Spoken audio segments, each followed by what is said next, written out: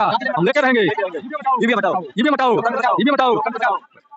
तो मैं आशीष शर्मा, आप सभी देख रहे हैं युवा भारत 25। आज मैं मौजूद हूँ राजधानी लखनऊ के इको गार्डन में, जहाँ पर अनिश्चितकालीन धरना प्रदर्शन चल रहा है इन लोगों का। देखते हैं इन लोगों की क्या मांगे हैं, गवर्नमेंट से ये लोग 19 तारीख से यहाँ पर क्यों बैठे हुए हैं और इनकी कितनी जनसंख्या है। इनके जो अध्यक्ष हैं उनसे क्या नाम है सर आपका? मैं मंडल आर्मी का राष्ट्रीय प्रवक्ता सेवरतन सिंह यादव बात कर रहा हूँ। यहाँ धरना प्रदर्शन में किस लिए बैठे हो, गवर्नमेंट से क्या मांगे आपकी? देखिए, हमारी केंद्रीय स्तर पर हमारी मांग है, जाति जनगणना होनी चाहिए। जाति जनगणना की हमारा मांग है। हम चाहते हैं कि केंद्रीय स्तर पर जाति जनगणना हो। इस देश में प्रत्येक व्यक्ति को, प्रत्येक नागरिक को ये जानने का अधिकार है कि उसकी जाति, उनकी संख्या बल कितनी है। संख्या बल के आधार पर, अनुपात में हमें भागीदारी, हिस्सेदारी चाहिए। जिसकी जितनी जनसंख्या उसकी हिस्सेदारी। आप लिखवा रखे कि ईवीएम हटाओ लोकतंत्र बचाओ, इसका क्या मतलब? ईवीएम हटानी चाहिए। अगर पूरा देश एकजुट है, पूरा देश विपक्ष से लेके पूरे गांव-गांव तक, गली-गली तक अगर ये गूंज है और ईवीएम पर कोई किसी भी तरीके से अगर आरोप लगाता है तो उसे हटा देना चाहिए, बैलेट से करा देना चाहिए। क्या दिक्कत है? अगर सरकार निष्पक्ष है तो करा देना चाहिए।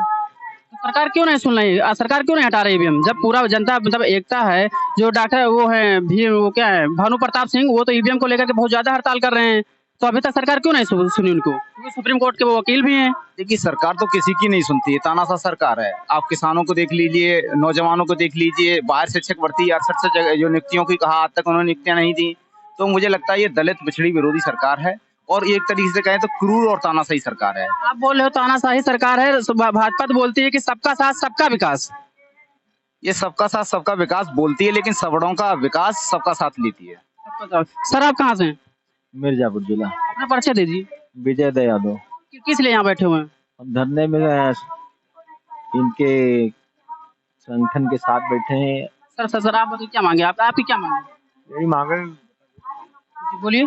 देखिए, हमारी जो मांगे हैं, हम चाहते हैं कि मंडल कमीशन की पूर्ण 40 की 40 सिफारिशों को लागू किया जाना चाहिए। जो 2 सिफारिशें लागू की हैं, हम चाहते हैं कि संख्या बल आधार पर हमको रिजर्वेशन की उपलब्ध कराया जाना चाहिए। और तमाम जो हमारी मांगे हैं, एमएसपी की जो हमारी मांग है, किसान जो बैठे हुए हैं, हम चाहते हैं कि एमएसपी होनी चाहिए। अगर इस देश में उद्योगपति के कोई भी अगर चिप्स की भी फैक्ट्री डालता है, उस पर अगर एमआरपी होती है तो इस देश के किसान अन्नदाता उसकी एमएसपी क्यों नहीं लागू करते हो? अभी जो किसान आंदोलन चल रहा है दिल्ली में, उसके बारे में क्या बोलेंगे आप? आंदोलन चल रहा है, बिल्कुल पूर्ण समर्थन है। और आंदोलन, आपको दिल्ली जाना चाहिए समर्थन करने के लिए, आप यहाँ पे बैठे हुए हैं। हम बैठे हैं यहाँ पर, भी दिल्ली भी जाएंगे। जरूरत पड़ेगी तो हम दिल्ली भी जाएंगे। जहाँ जहाँ इस देश में आंदोलन होंगे और राष्ट्र हित में जहाँ आंदोलन होंगे, जनता हित में जहाँ आंदोलन होंगे, नौजवानों के हित में जहाँ आंदोलन होंगे, हमारा हर जगह समर्थन होगा। लिखा हुआ है कि बैंक द्वारा दिए जाने वाले व्यवसायिक लोन पर ओबीसी एससी एसटी कोटा लागू करो, किस लिए? बिल्कुल करा जाना चाहिए। इस देश में ओबीसी एससी नागरिक है या नहीं है, ये बताइए। है। इस देश की जनसंख्या ओबीसी एससी एसटी की 85% है। फिर बैंक में सालाना लोन में हमारी हिस्सेदारी कहाँ जाती है? 90% से ज्यादा इस देश में सालाना जो लोन जो बैंकें देती हैं, उसमें सबड़ों के पास जाता है लोन। हमारी मांग है कि हमें इसमें भी लागू किया जाना चाहिए हिस्सेदारी। 24 में परिवर्तन चाहेंगे क्या आप? परिवर्तन तो हम चाहते आ रहे हैं बहुत समय से। बिल्कुल हम तो चाहेंगे 24 में बिल्कुल ऐसा परिवर्तन होना चाहिए कि हम तो चाहते हैं कि जहाँ क्या कहें, उनके लिए शब्द नहीं है। हम तो चाहते हैं कि 0 पे आ जाए। अगर बीजेपी और रही तो कहीं ना कहीं ये देश। हमारे माननीय मुख्यमंत्री जी और प्रधानमंत्री जी बोलते हैं कि ये रामराज है। रामराज में क्या लोग धरना प्रदर्शन पे बैठेंगे? रामराज ही तो है। मणिपुर में महिलाओं के साथ जो अवर्ता की जा रही है, मणिपुर में जो महिलाओं को नग्न किया जा रहा है, ये रामराज जी तो है। एक शूद्र को अभी मध्य प्रदेश में किस तरीके से बच्चों को मारा गया, 5 साल के बच्चों को, वो रामराज जी तो है। रामराज जी तो है कि हम लोग बैठे हुए हैं, पुलिस शाम को हमको 5 बजे के बाद गेट के बाहर कर देती है। रामराज जी तो है। ऐसा अगर रामराज्य है तो हमें ऐसा रामराज्य नहीं चाहिए। मतलब आप अपना अधिकार के लिए भी यहाँ बैठे हैं, लड़ रहे हैं। अगर अपना अधिकार मांगने के लिए विधानसभा का घेराव करने जाते हैं तो यहाँ गेट लॉक हो जाता है, पुलिस लाठीचार्ज कर देती है ना? जी बिल्कुल। तो क्या बोलेंगे आप? हम तो सरकार से यही है कि जिसके अधिकार अगर हैं, अधिकारों के लिए कोई लड़, अगर ये लोकतांत्रिक देश है, सारे लोग कहते हैं, अगर इस देश में लोकतंत्र जिंदा है, संविधान अगर इस देश में जिंदा है, तो सबको अधिकार है, उसे अपने अधिकारों का पालन करना चाहिए। सरकार को अपने अधिकार करनी चाहिए, हमको अपने अधिकार स्वतंत्र रखना चाहिए। अगर हमारी मांग है, जायज है, तो करिए पूरे। अभी तक आप कितनी बार धरना प्रदर्शन दे चुके हैं? हम तो देते ही आ रहे हैं, जहाँ होता देते हैं। दिल्ली गए कभी? बिल्कुल गए।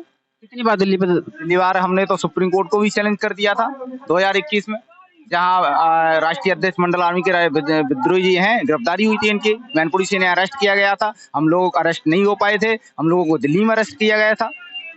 सर आप कहाँ से? मैं मैनपुरी से। क्या बोलेंगे आप अपनी मांगों को लेकर, क्या गवर्नमेंट से बोलेंगे? देखिए, मांगों को लेके गवर्नमेंट से बोलना क्या है, सीधा टकराव है। और हम कुछ मांग नहीं रहे हैं, हमारा ये अपना अधिकार मांग रहे हैं। हक है, अधिकार है। देखिए, यहाँ जितने धरने चल रहे हैं उनके कुछ ना कुछ अपने स्वार्थ है। कोई नौकरी मांग रहा है, कोई पेंशन मांग रहा है, कोई जो है उसमें भर्ती मांग रहा है। लेकिन हम लोग यहाँ जो बैठे लोग आप देख रहे हैं, इनका कोई निजी हित नहीं है, ये जनहित में ही धरना चल रहा है। किसानों की मांग है, वंचितों की मांग है, दलितों की मांग है, पिछड़ों की मांग है, शोषितों की मांग है, महिलाओं की मांग है, मजदूरों की मांग है। एक लोकतंत्र की जो व्यवस्था होती है, उस व्यवस्था को मजबूत करने के लिए जो देश के अंदर होना चाहिए, उन चीजों को लेकर के हम बैठे हैं। सबको भागीदारी हो। ईवीएम का सवाल है तो ईवीएम पर जो जनता को संदेह, लोक का मतलब क्या होता है? लोकतंत्र में अगर सिस्टम के ऊपर जनता को विश्वास नहीं है तो सरकार की ये जिम्मेदारी बनती है कि जनता को विश्वास दिलाए, उसका भरोसा जीते। हजारों नहीं, लाखों नहीं, करोड़ों लोग जो है ईवीएम के खिलाफ हैं। ईवीएम के खिलाफ हैं, है लगातार धरना प्रदर्शन भी चल रहा, हड़तालें भी चल रही ईवीएम को लेकर को। लेकिन उसके बावजूद भी ये चुनाव आयोग और ये जो है बीजेपी गवर्नमेंट, आपको लगता है ये वही बीजेपी है जो 2010 से पहले ईवीएम के खिलाफ आंदोलन करती थी? अडवाणी ने एक किताब भी लिखी है इस पे पूरी, ईवीएम के खिलाफ। ईवीएम के खिलाफ ये लोग कोर्ट भी गए थे। ये वही बीजेपी है और आज यही बीजेपी जो है ईवीएम को हटाना नहीं चाह रही, उसका दुरुपयोग कर रही है, जनहित का हनन कर रही है। मत जो है, मताधिकार का प्रयोग जो जनता करती है अपनी सरकार चुनने के लिए, उस मताधिकार का जो है दुरुपयोग करके ईवीएम के जरिए वोट अपने तरफ करके तानाशाही तरीके से, चोरी से, घोटाले से, घपले से अपनी सरकार बनाई हुई है। सर आप क्या बोलना, अभी तो 2 महीने इलेक्शन के बचे हुए हैं, आपको लगता है कि न्याय दिया जाएगा? जब आप जो अपनी मांगों को लेकर के यहाँ बैठे हुए हैं, अभी 2 महीने बाद आचार संहिता लग जाएगा, तो लगता है आपको मिलेगा? देखिए, अनिश्चितकालीन है, उस पर लिखा हुआ, हमने अनिश्चितकालीन धरना दे रहे हैं। 2 महीने के अगर 2 साल भी लगेंगी तब भी हमारा धरना जारी रहेगा। और हम अपनी मांग रहे हैं, हम अपने अधिकार मांग रहे हैं, कोई भीख नहीं मांग रहे हैं। और जाहिर सी बात है, इस देश से अगर लोकतंत्र जिंदा रहेगा तो हमारी मांगों को माना जाएगा। आप लगा रखे कि ईवीएम हटाओ, देश लोकतंत्र बचाओ। अगर कोई भी ईवीएम के बारे में आंदोलन करता है या धरना प्रदर्शन देता है तो गवर्नमेंट उसको उठवा ले रही है। अगर आपको हो सकता है देख ले तो आपको भी उठवा ले। यही तो लोकतंत्र तभी तो बचेगा जब ईवीएम को देखते हुए वो हमको अगर नहीं उठाती, तभी तो लगेगा कि लोकतंत्र जिंदा है। अगर ईवीएम की हम बात रख रहे हैं और हमको लगता है कि ईवीएम है होती है, या कोई भी अगर पूरी जनता बोल रही है देश की, तो उन्हें बैलेट से करा देना चाहिए और हमको नहीं उठवाना चाहिए। हमको सेटिस्फाई करिए। सेटिस्फाई क्यों नहीं करती है सरकार? आपको लगता है कि ईवीएम से घोटाला होता है, आप उसको प्रूफ दे सकते हैं? कई तरीके से लगता है, बहुत सारे लोगों ने प्रूफ दिए भी। चैलेंज करते क्यों नहीं है? बहुत सारे लोगों ने चैलेंज किया।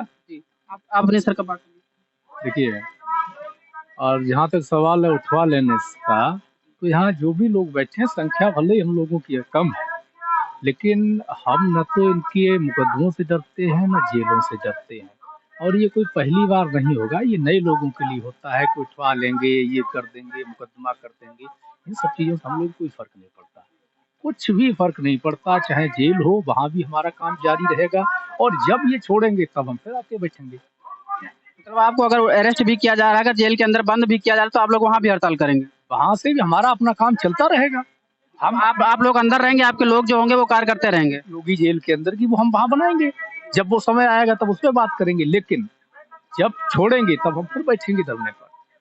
धरना नहीं बंद करेंगे? धरना नहीं बंद होगा, जब तक ईवीएम नहीं हटेगा। बिल्कुल, जब तक हमारी मांगे पूरी नहीं हो जाती। केवल ईवीएम की मांग नहीं है, आपकी जितनी 5, 6, 7 मांगे हैं, इतनी मांगे हैं। किसानों की फसल खरीद पर एमएसपी लागू नहीं होती, किसान मजदूर का कर्जा मुक्ति नहीं होता है, जातिवार जनगणना नहीं होती, संख्या अनुपात में आरक्षण नहीं लागू होता, भागीदारी नहीं मिलती, संपूर्ण मंडल कमीशन लागू नहीं होता है।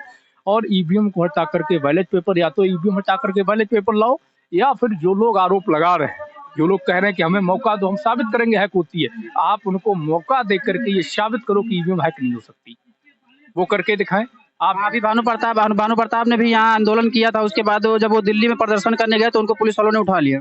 जी बिल्कुल, मैं उनके संपर्क में ईवीएम हटाओ से तो बोले थे मैं साबित करके दिखा दूंगा। बिल्कुल, हाँ, वही चीज मैं कह रहा हूँ कि अगर ठीक है, आपको लगता है कि ये लोग अफवाह कर रहे हैं, भ्रम फैला रहे हैं, विपक्ष क्यों नहीं बोले कि ईवीएम हटाओ? देखिए, जिनके जो है घोटाले हों, जो स्वार्थ में लिप्त लोग हों, वो नहीं बोलेंगे, क्योंकि उनकी फाइलें वहाँ हैं और चोर मौसेरे भाई होते हैं। तो विपक्ष तो नहीं बोलेगा, विपक्ष ये जनता का जो लोकतंत्र है, लोकतंत्र में जनता का जो मत है, जो जनता मत देती है उसका हनन हो रहा है। तो निश्चित तौर पर लड़ाई जनता की है, जनता इस लड़ाई को लड़ेगी, नेता लड़े या न लड़े, जनता लड़ रही है इस लड़ाई को। अब सबसे बड़ी देखने वाली बात यह होगी कि गवर्नमेंट इन लोगों की 5 6 7 इतनी भी मांगे हैं, इनको कब तक पूरा करती है।